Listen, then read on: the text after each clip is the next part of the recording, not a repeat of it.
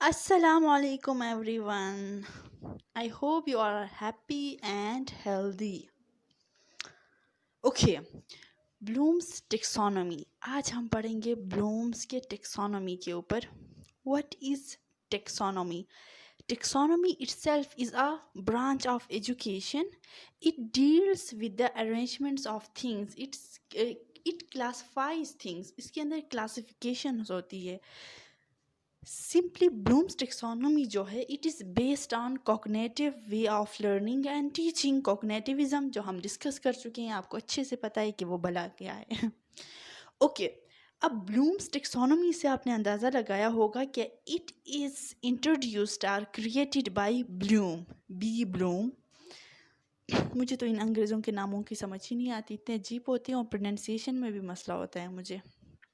Okay Bloom's taxonomy, proposed by B. Bloom, is one of the key theoretical frameworks for learning, popularly applied in instructional design. Instructional design, keep this in your mind कि अपने taxonomy के अंदर Bloom ने instructions दिए हैं teachers को कि learner को आपने किस हिसाब से लर्निंग करवानी है. It is theoretical framework for learning and identifies three domain of learning. Okay अपनी टेक्सोनॉमी के अंदर ब्लूम ने 3 मेन डोमेन बताए हैं. ब्लूम्स टेक्सोनॉमी के अंदर हमारे पास 3 मेन डोमेन है और ब्लूम ने कहा है कि इफ़ एक भी डोमेन अगर मिसिंग है इसमें से तो आपकी लर्निंग प्रोडक्टिव तरीके से नहीं होगी. आप चलो लर्निंग तो होती रहती है, जैसे मतलब ओल्ड क्लासरूम को हम ले लें तो जस्ट लेक्चर से भी दूसरे ग्रेड में वो लोग प्रमोट होते थे, लेकिन उतना प्रोडक्टिव वो नहीं होता था, उतने स्किलफुल वो स्टूडेंट्स नहीं होते थे. अच्छा, ब्लूम्स टेक्सोनॉमी के जो मेन 3 डोमेन है, डोमेन मीन्स एरियाज, वो क्या है? Cognitive domain. कॉग्निटिव डोमेन में क्या होता है पढ़ते हैं फिर इसको एक्सप्लेन करते हैं. Skills in the cognitive domain revolve around knowledge, comprehension and critical thinking on a particular subject. In traditional forms of education, classrooms or online learning, the emphasis is more on the skills in this domain, particularly the lower order objectives.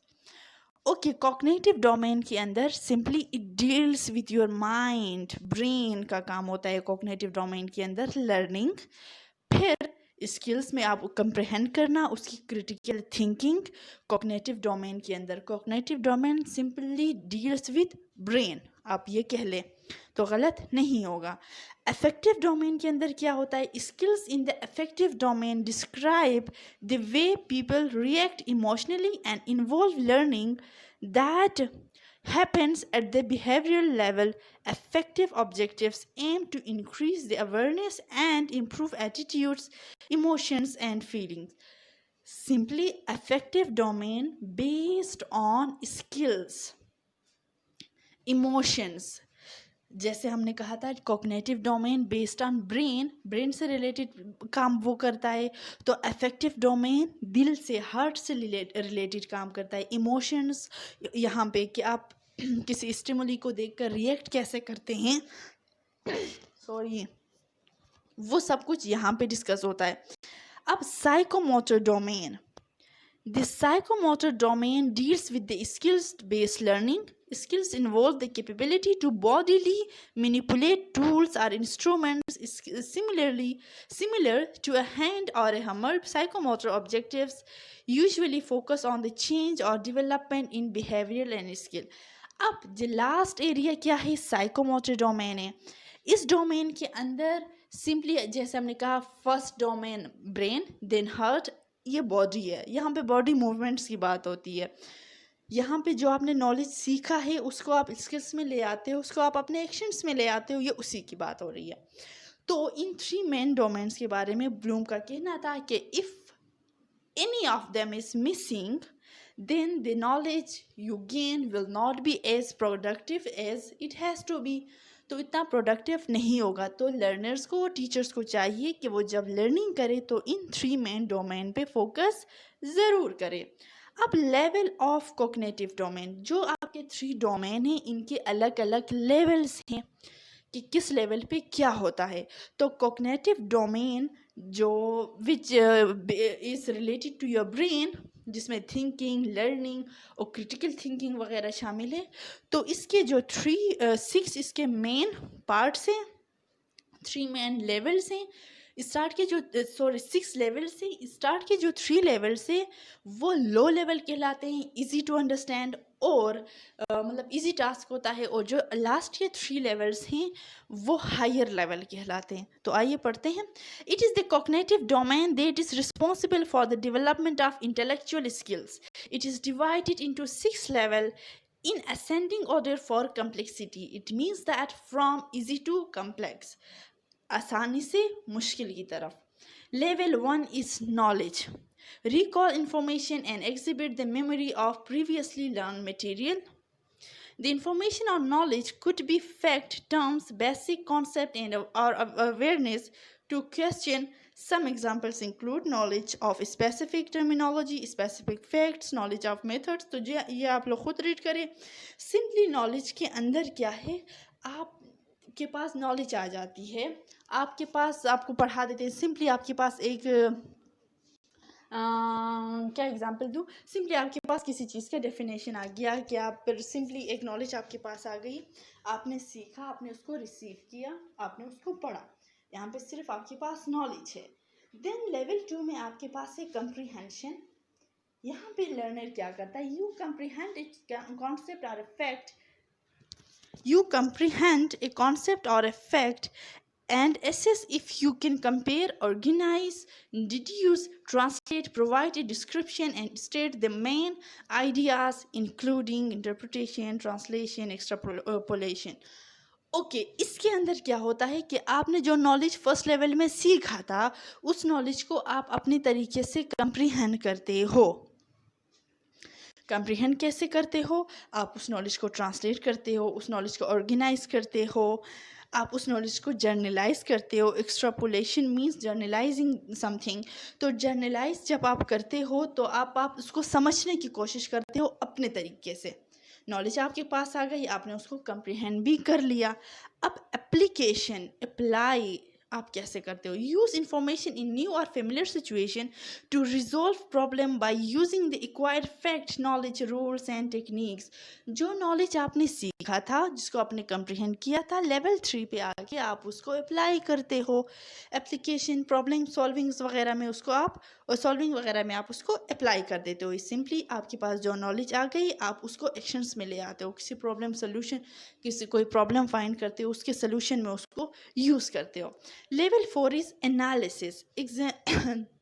Examine and slice information into portion by understanding causes or motives, make inferences and find evidence to support generalizations including. अच्छा, analysis के अंदर simply आप क्या करते हो, अब level ये आपका है लेवल 3, एप्लीकेशन इजी था। अब लेवल 4, 5, 6 हमने कहा था हायर लेवल, 1, 2, 3 लोअर लेवल कहा था, वो हो गए। अब हायर लेवल की तरफ आ जाते हैं जो कि ट्रिकी है। एनालिसिस के अंदर आपके पास जो नॉलेज था, जिसको आपने कंप्रीहेंड किया था, जिसको आपने एप्लीकेशन पे यूज़ किया था, अप्लाई किया था, अब आप उसी नॉलेज को पार्ट्स में डिस्ट्रीब्यूट कर देते हो, अलग अलग उसको तोड़ देते हो। सिंपली तोड़ने के बाद हर हिस्से को अलग से स्टडी करते हो। स्टडी करने के बाद आप क्या, analysis of elements, analysis of relationship, analysis of organisational principle. तो सिंपली आप उसको उस पार्ट्स में डिवाइड करके यहाँ पे उसको एनालाइज करते हो और फिर उन्हीं पार्ट्स को आपस में देखते हो कि इनका एक दूसरे से रिलेशनशिप क्या है। फिर आता है लेवल 5 सिंथेसिस। सिंथेसिस के अंदर क्या करते हैं, compile data together in a different method by grouping elements in new arrangements or by offering other solutions including production of a unique communication, production of a plain or recommended set of okay. Level 5 synthesis के अंदर आके आपने जिस knowledge को parts में divide किया था, organise करते हो। आप यहाँ पे सिंथेसिस में एक न्यू उस नॉलेज को जो आपने गेन किया था उससे के साथ या तो कुछ ऐड करते हो या बिल्कुल न्यू नॉलेज दे देते हो उसी से रिलेटेड, या फिर आप कुछ ऐसा रिकमेंड करते हो कि इस नॉलेज को इस तरीके से और बेहतर बनाया जाता है। तो सिंथेसिस के अंदर आके आप नॉलेज के साथ जो नॉलेज आपने गेन किया था उसका एक्स्ट्रा करके आप दे देते हो, उससे ज़्यादा करके दे देते हो, या उस नॉलेज का न्यू नॉलेज दे देते हो, या रिकमेंड कुछ अच्छा कर लेते हो। Level 6 is evaluation. Evaluation simply means judgement, जो हर इंस्टीट्यूशन में होता है। स्टूडेंट्स की एवोल्यूएशन होती है। तो इवोल्यूशन में क्या होता है, सिंपली या जजमेंट देखते हैं। Express and defend opinions through judgements about information and the authenticity of ideas or the work quality according to the certain criteria like okay authenticity, authentic कितना है जो नॉलेज आपने गेन किया है वो ऑथेंटिक कितना है, आपको कितना अच्छा आ रहा है। तो क्राइटेरिया क्या है, judgement in terms of internal evidence and in terms of external criteria. तो यहाँ पे आपकी जो नॉलेज से लेकर कहाँ गया यस जो नॉलेज आपने गेन किया, फिर उसको कंप्रीहेंड किया, फिर अप्लाई किया, फिर उसको एनालाइज किया, फिर सिंथेसिस आपने न्यू बता दिया, तो एंड में आपकी इवोल्यूएशन होती है। तो यहाँ पे आपको बताया जाता है कि these are your good points and these are your not good. Bad point नहीं कह सकते, दीज आर नॉट गुड और दीज आर गुड पॉइंट्स। तो गुड और नॉट गुड का यहाँ पे आपको पता चल जाता है, आपको रिजल्ट दिखा जाता है। So it was the cognitive domain of education in domain of psychology based on और by B Bloom which is presented in 1956। Okay फिर इफेक्टिव डोमेन ऑफ लर्निंग। हमने इफेक्टिव की बात की थी तो हमने कहा था it is related to our दिल, आवर हार्ट, ये दिल से रिलेटेड है। अब यहाँ पे इमोशंस पे बात होते हैं, एटीट्यूड्स पे बात होते हैं, फीलिंग्स पे बात होती है। अब the affective domain focuses on the attitudes, emotions and feelings of the learner. There are 5 levels in the affective domain in ascending order of complexity. Receiving के अंदर बच्चा क्या कहता है, the learner is a passive listener और observer paying attention to what is being taught. Without this level, no learning can occur. Receiving also deals with the learner's memory and recognition. Receiving के अंदर simply learner receive करता है, class में lecture हो रही है, वो बिल्कुल अटेंशन देकर बैठा है और अपने टीचर को सुन रहा है। लेवल 2 पे आके ये उसी टीचर को रिस्पॉन्ड करता है। The learner reacts to a stimulus, in other words the learner is an active participant in the learning process. यहाँ पे लर्नर एक्टिव पार्टिसिपेंट है, ये टीचर के साथ डिस्कशन में भी है, ये टीचर के साथ ग्रुप वर्क में भी है, ये अपने आइडियाज़ भी शेयर कर रहा है, ये फुली इन्वॉल्व है क्लास के अंदर। Level 3 valuing. वैल्यू कैसे करते हैं, the learner attaches a value to an object, a phenomenon or a piece of information, in short a value to the knowledge they acquired। जो knowledge उसने gain किया होता है simply gives value to that acquired knowledge। Means value means मतलब value देना ही, जैसे कहते हैं उर्दू में भी वैल्यू मतलब अहमियत क्या, उसको उस नॉलेज की अहमियत का पता होता है। अब वो पता लगाता है कि इसको यहाँ पे यूज़ करते हैं, ब्ला ब्ला ब्ला। अब लेवल 4 इज़ ऑर्गेनाइजिंग। यहाँ पे क्या होता है, ऑर्गेनाइजिंग से ही आपको अंदाज़ा हुआ होगा कि होता क्या है। The learner is able to put up The learner is able to put together different values, information and ideas, comparing, relating and elaborating on what they have learned to build their own value system। Simply easy है, इसको इतना explain करने की मेरे ख्याल से ज़रूरत भी नहीं है। Able to together different values, उसी नॉलेज से related. Characterising is the last part of this. Okay, the learner follows a particular value और beliefs that now exerts influence या exercise influence on their behavior so that it becomes a characteristic। अब characterisation के अंदर जो knowledge learner ने gain किया होता है वो उसके बिहेवियर में नज़र आता है, वो बिहेवियर में यानी एक्शंस में लेकर आता है। जो कि बिहेवियरिस्ट ने कहा था, if you are not showing any changes in your behaviour then it means that you are not learning at all. तो वो बात मुझे यहाँ पे याद आ गई। देखिए, क्योंकि यहाँ पे एंड में आके लर्नर ने जो सीखा होता है उसको वो अप्लाई भी करता है। अब हमने कहा था effective domain is related to emotions. तो एग्जांपल मैं दूं, कुछ टीचर्स ऐसे होते हैं जो बच्चों को बहुत ज़्यादा अच्छे लगते हैं, कुछ टीचर्स बच्चों को अच्छे नहीं लगते। मतलब कुछ टीचर्स की क्लास में बच्चे बहुत ज़्यादा खुश होते हैं कि मैम या सर आप आ गई ब्ला ब्ला, तो कि उनको खुशी मिलती है कि वो टीचर जब क्लास में जाता है। लेकिन कुछ टीचर्स ऐसे होते हैं वो जब एब्सेंट होते हैं तो वो अलग से खुशी मिलती है स्टूडेंट्स को। तो हमारे स्कूल लाइफ में भी होता था कि कुछ टीचर्स ऐसे होते थे जो एब्सेंट होते थे तो मज़ा नहीं आता था, और जो कुछ एब्सेंट होते तो उनकी क्लास में तो हम पार्टी करते थे कि शुक्र है नहीं आए। तो ऐसे टीचर्स होता क्यों है? तो ये इफेक्टिव डोमेन के अंदर हमारे आता है, जो कि रिलेटेड है आपके इमोशन से।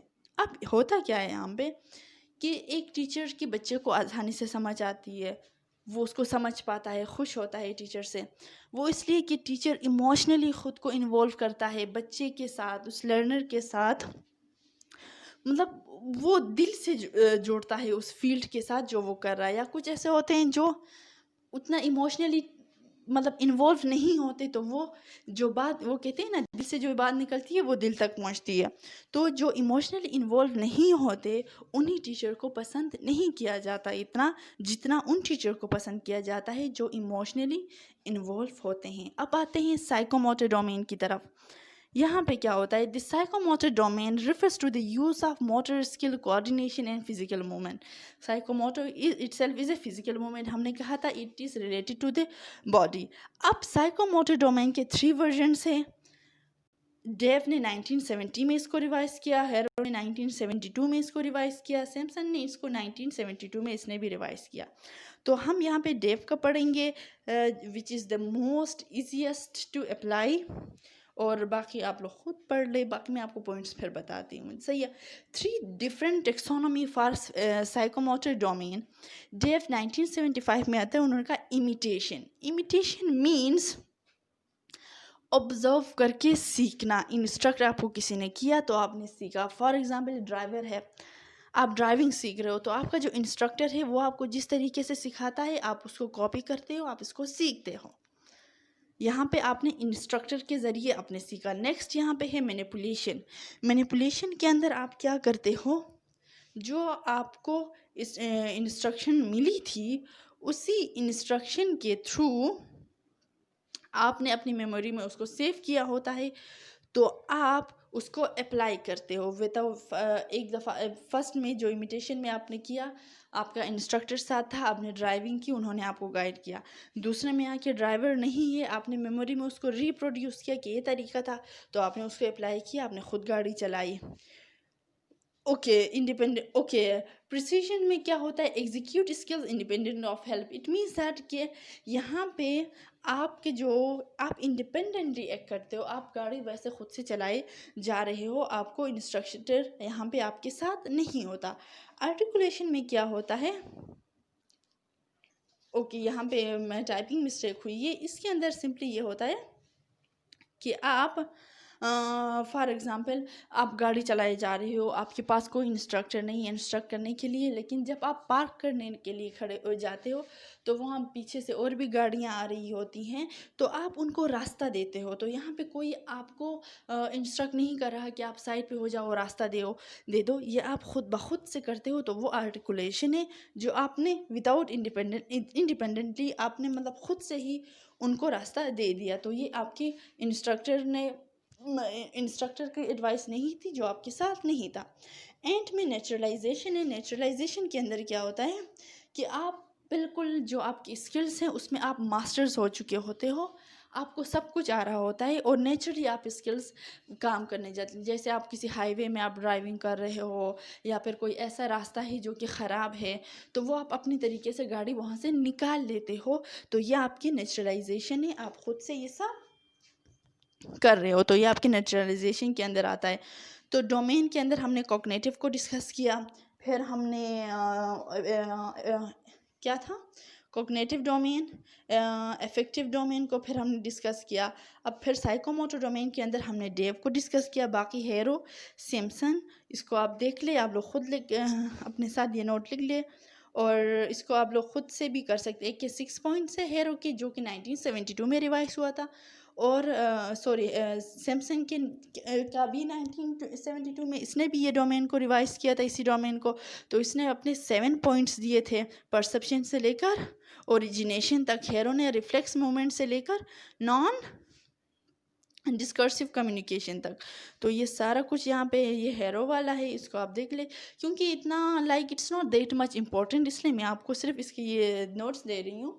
बाकी जो हमने पढ़ा कॉग्निटिव डोमेन और affective domain, psychomotor domain, so it is much better and easier, तो हमने कही किया, तो ये इतना नहीं होता। तो उसके अंदर एक डोमेन को डिस्कस किया which is more than enough. ये आप लोग अपने साथ लिख सकते हो। ओके, हमने डिस्कस किया ब्लूम्स टेक्सोनोमी को, जो कि इंस्ट्रक्शनल टेक्सोनोमी भी कहा जाता है, क्योंकि उसके अंदर आपके पास इंस्ट्रक्शंस हैं जो हायर लेवल से लो लेवल से हायर लेवल की तरफ जाती है, और वहाँ पे इसी से कॉम्प्लेक्स की तरफ हम जाते हैं। सिंपली अब कॉग्निटिव, अफेक्टिव, साइकोमोटर डोमेन को देख लेते हैं कि डिफरेंस क्या है। कॉग्निटिव में नॉलेज है, अफेक्टिव में रिसीविंग है, साइकोमोटर में परसेप्शन है, कंप्रिहेंशन है, रिस्पॉन्डिंग है, सेट है, एप्लीकेशन है, वैल्यूइंग है, गाइडेड रिस्पॉन्स है, एनालिसिस है, ऑर्गेनाइजेशन है, मैकेनिज्म है, सिंथेसिस है, कैरेक्टराइज्ड है, कम्प्लेक्स ओवरव्यू रिस्पॉन्स है। तो कॉग्निटिव के डोमेन के अंदर आपके पास एंड में एवोल्यूशन है, जो कि आपके पास इफेक्टिव और साइकोमोटर में नहीं है, जो कि आप अपने बिहेवियर में शो करते हो। So it was all about Bloom's taxonomy, which is with the three criteria, 3 areas of Bloom's: affective, cognitive, and psychomotor. Thank you so much for listening. क्योंकि मुझे उम्मीद है कि 21 मिनट्स में, विदिन 21 मिनट्स हमने ये ब्लूम सारा टेक्सोनॉमी हमने क्लियर किया। सो आई होप कि शॉर्ट टाइम में मैंने आपको अच्छा करके दिया होगा। अगर इसमें भी थोड़ी की कोई क्वेश्चंस हो या आपको समझ ना आए तो आप लोग पूछ सकते हैं, तो मैं आपको दोबारा ये अलग अलग करके भी समझा सकती हूँ। Thank you so much for listening. Tata, bye bye, अल्लाह हाफिज़।